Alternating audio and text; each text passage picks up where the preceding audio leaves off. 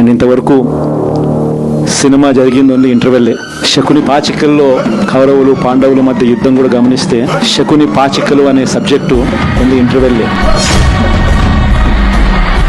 శ్రీకృష్ణుడు ఉండగానే పాండవులు ఓడిపోతారు, శకుని పాచికలతోనే ఓడిపోతారు. ఎప్పుడైనా కూడా మంచి గెలుస్తుంది, ధర్మమే గెలుస్తుంది, విశ్వసనీయతే గెలుస్తుంది, న్యాయం నిజం గెలుస్తుంది, ధర్మమే గెలుస్తుంది.